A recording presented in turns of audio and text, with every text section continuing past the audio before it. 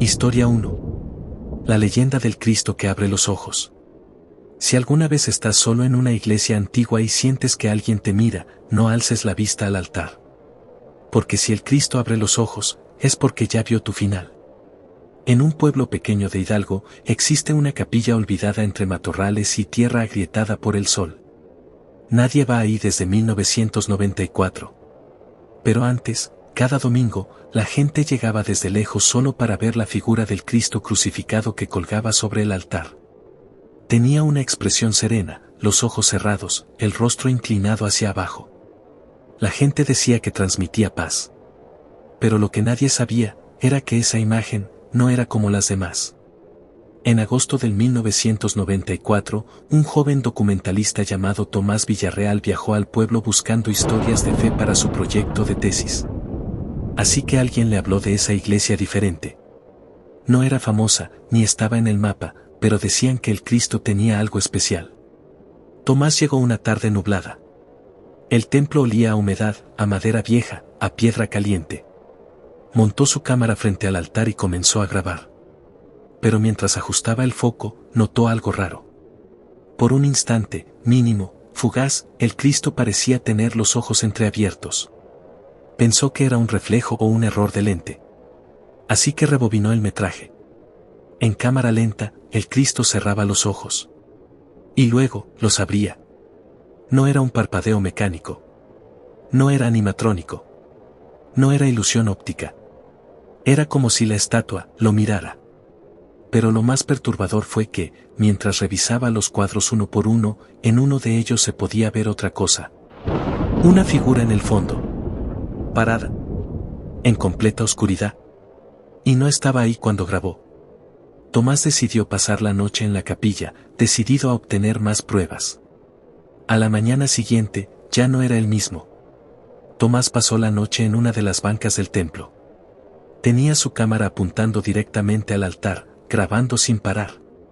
Colocó una lámpara portátil, un micrófono de ambiente y se quedó dormido cerca de las 3 de la madrugada.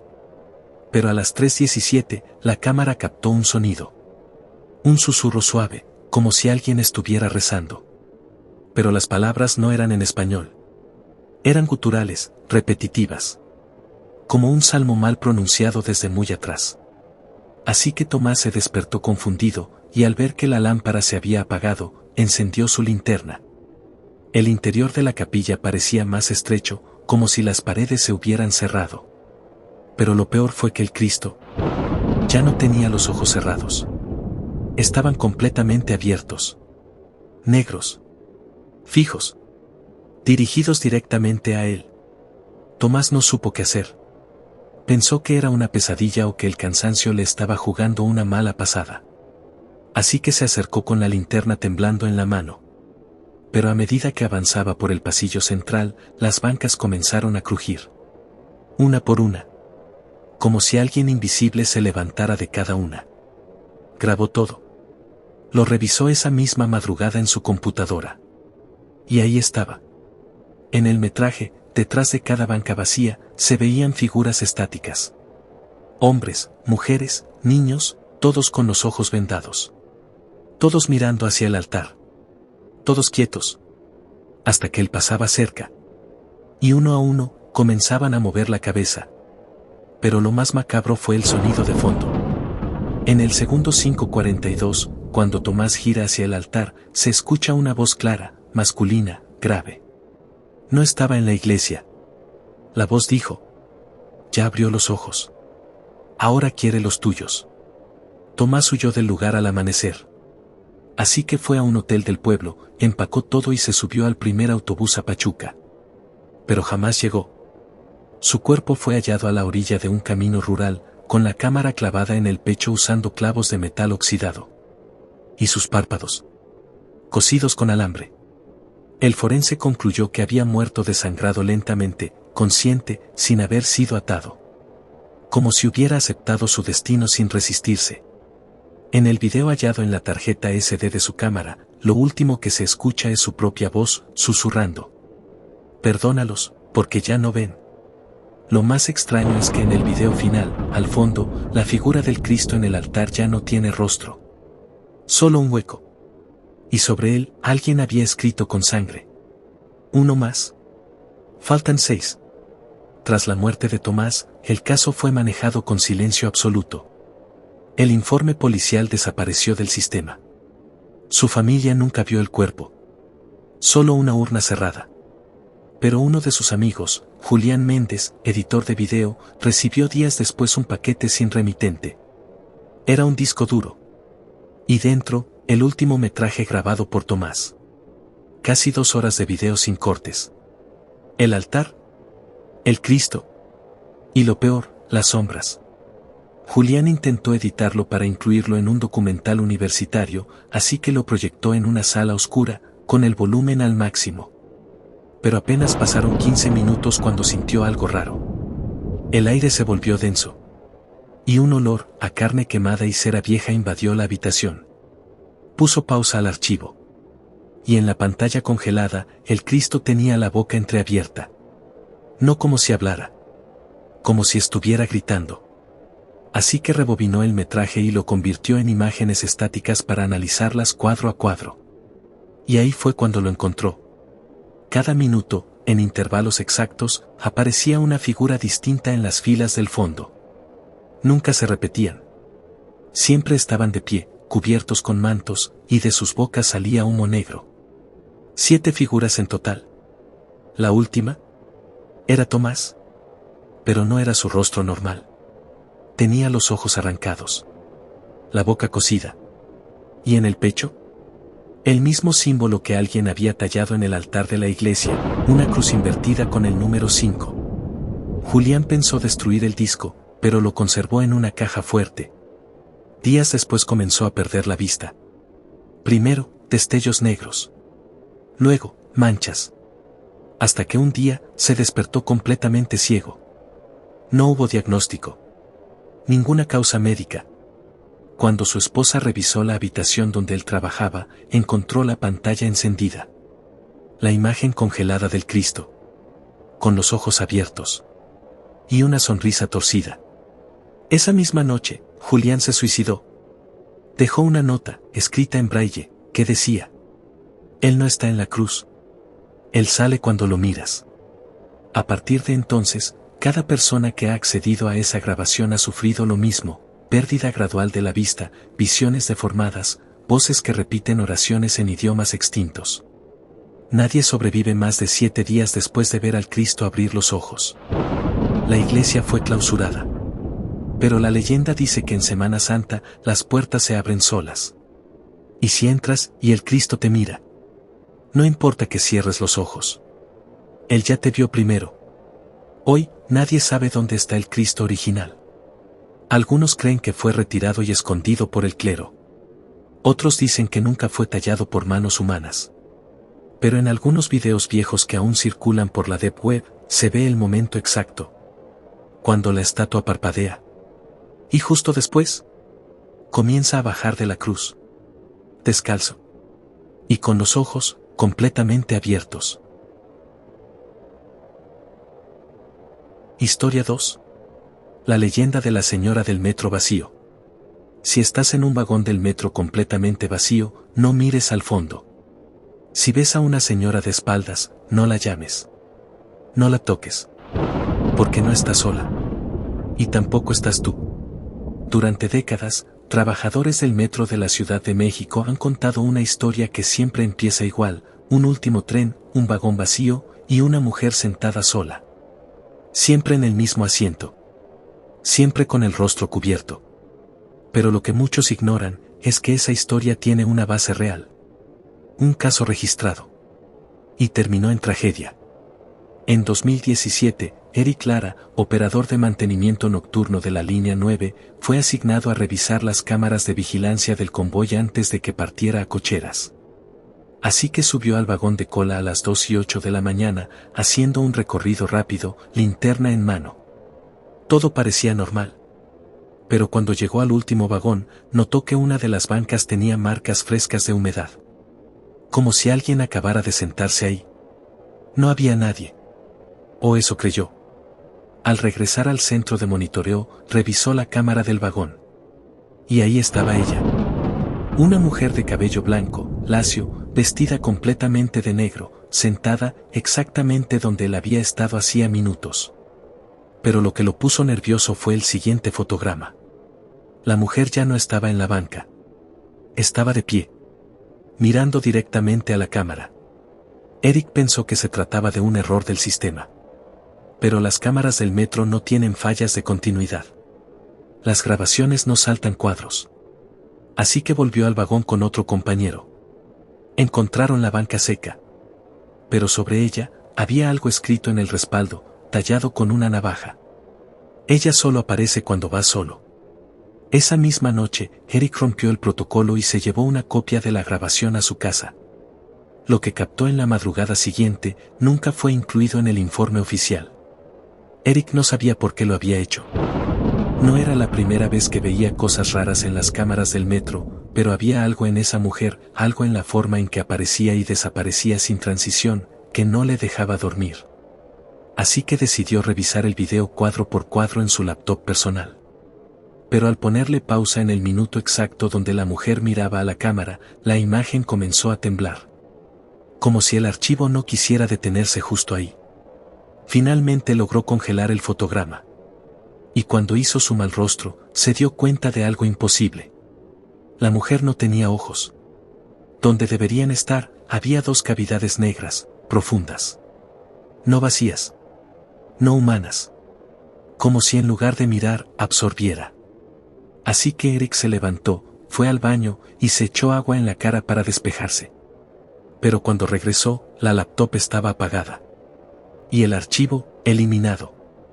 Al día siguiente, llevó la grabación original al departamento de supervisión para reportar lo sucedido, pero en el trayecto, sufrió un accidente en el túnel entre Pantitlán y Puebla.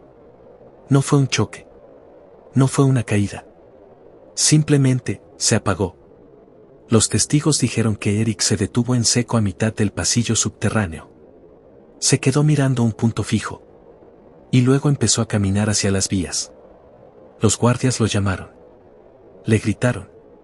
Pero él solo murmuraba. Ella está aquí. Ya bajó del vagón. Lo siguiente fue brutal. Su cuerpo fue encontrado sin órganos internos, pero sin una sola herida visible. La piel estaba intacta. Así que la policía pensó en algún tipo de crimen ritual. Pero los médicos forenses descubrieron algo aún más perturbador. Los órganos estaban disecados.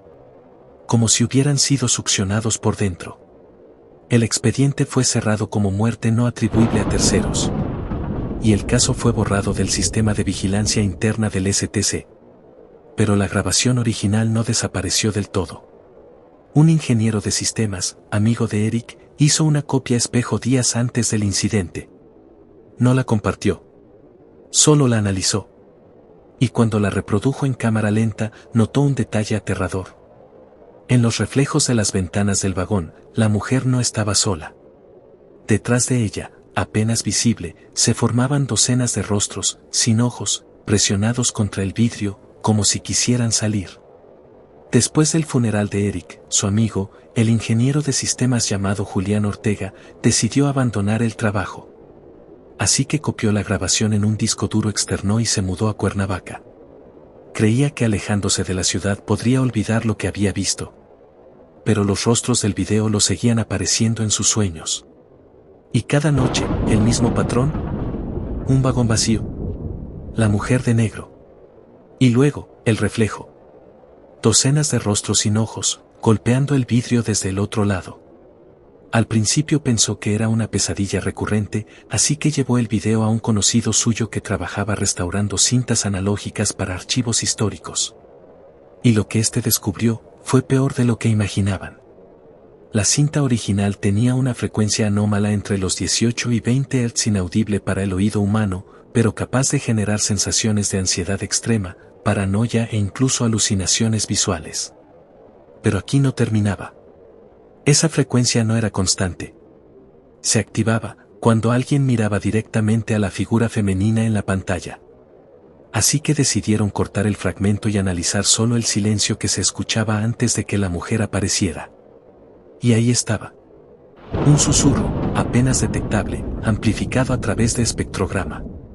No mires. Ella necesita otro rostro. Julián pensó en destruir la cinta. Pero 2 días después, recibió un paquete sin remitente. Era una fotografía, tomada desde su ventana. Y en la imagen, se veía a sí mismo, viendo televisión. Y detrás, reflejada en el cristal, la mujer del vagón. Ese mismo día, su novia lo encontró encerrado en el baño, escribiendo en la pared con un punzón de acero. Lo había hecho con tanta fuerza que le rompió la uña del dedo índice. En la pared había una sola frase. El vagón viene vacío, pero ella ya va dentro. Intentaron internarlo, pero Julián escapó de la clínica psiquiátrica. Una semana después, cámaras de seguridad del metro de la CDMX lo captaron bajando a los andenes a las 3:17 de la mañana, fuera de servicio, sin uniforme. Entró al vagón número 7493, línea 9, el mismo que revisaba Eric. No había servicio en ese horario. La electricidad estaba cortada. Pero el convoy se movió solo. Las cámaras lo muestran sentado, solo, frente a la banca donde ella siempre aparecía. Luego, la grabación se corrompe. Y cuando el vagón fue encontrado en cocheras al amanecer, no había rastro de Julián. Solo una figura grabada en la pantalla de vigilancia. De pie. Vestida de negro. Con un rostro, que ya no era el suyo.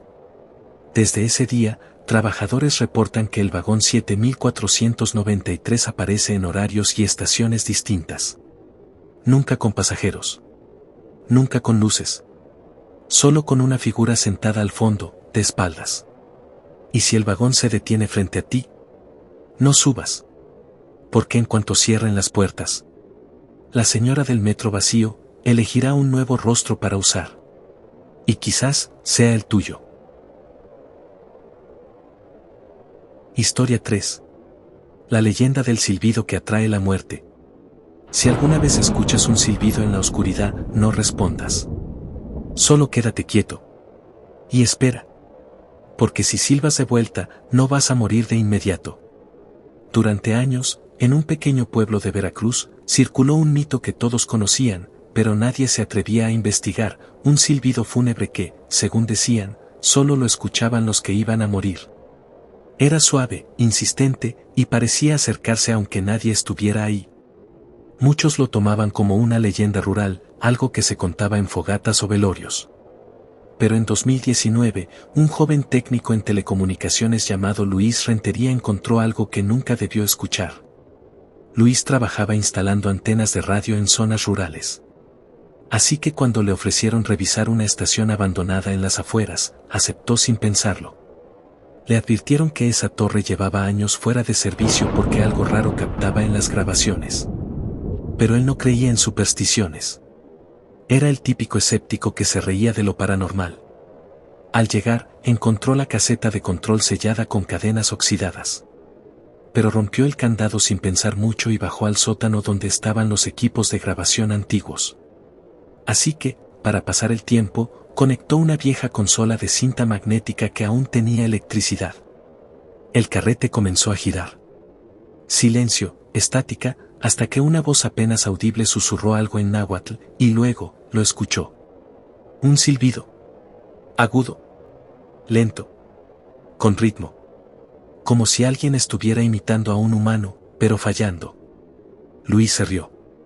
Pensó que era una interferencia o alguna tontería grabada por bromistas del pasado. Pero esa noche, mientras dormía en su casa, el silbido volvió. Exactamente el mismo. Desde la calle. Justo debajo de su ventana. Luis bajó a investigar y encontró su grabadora encendida, reproduciendo el mismo silbido que había escuchado en la cinta.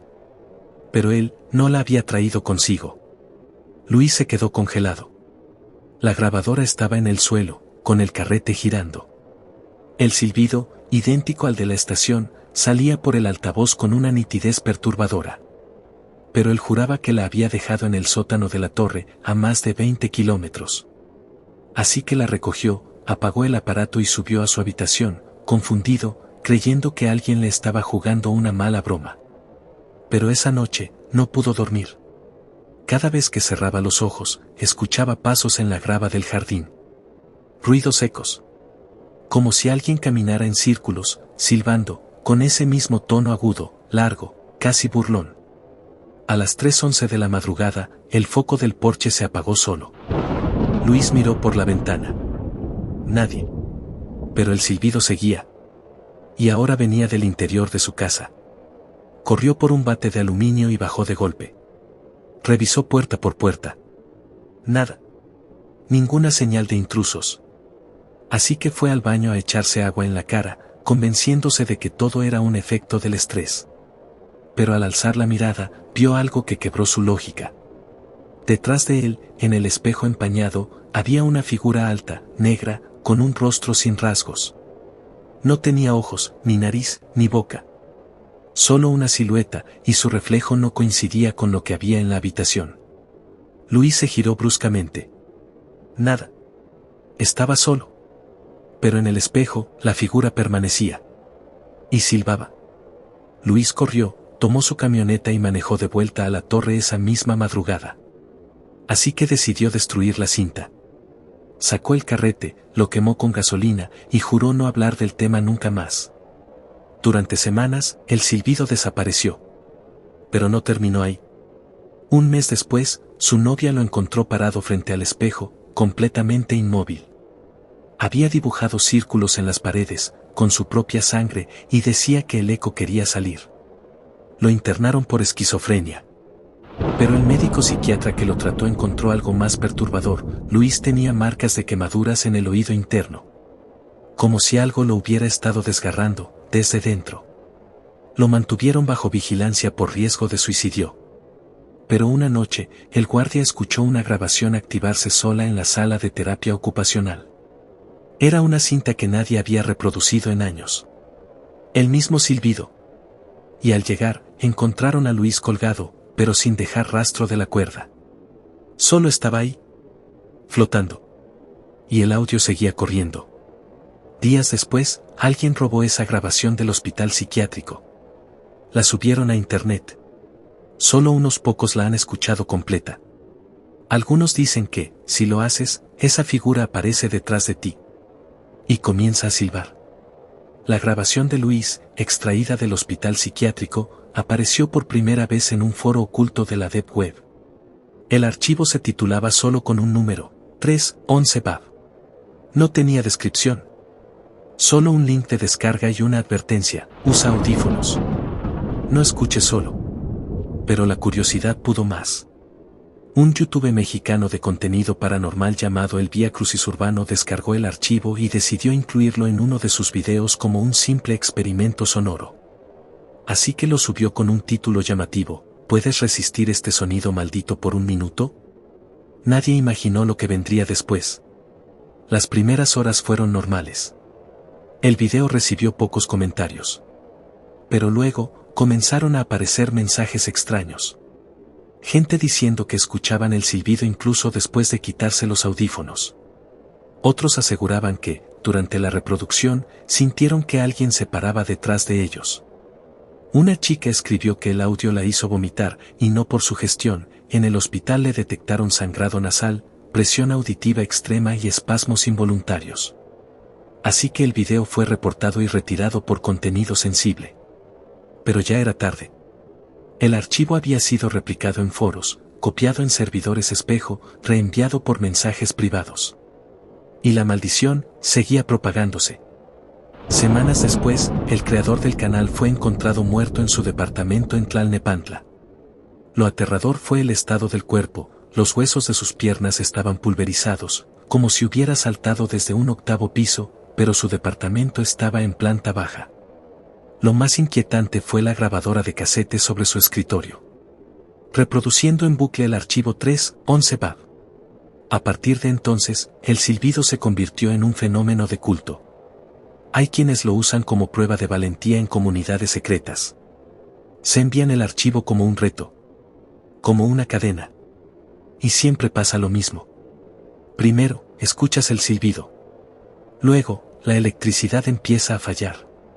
Los relojes se detienen a las 3:11. Empiezas a ver sombras donde no deberían estar. Y después, viene la figura. Esa que no tiene rostro. Que imita un silbido humano, pero que no respira. No camina. Solo flota.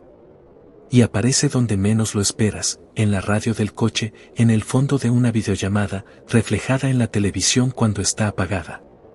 Algunos piensan que es un eco maldito atrapado en una frecuencia olvidada. Otros dicen que es una antigua entidad prehispánica, una que usaba el sonido como forma de invocación.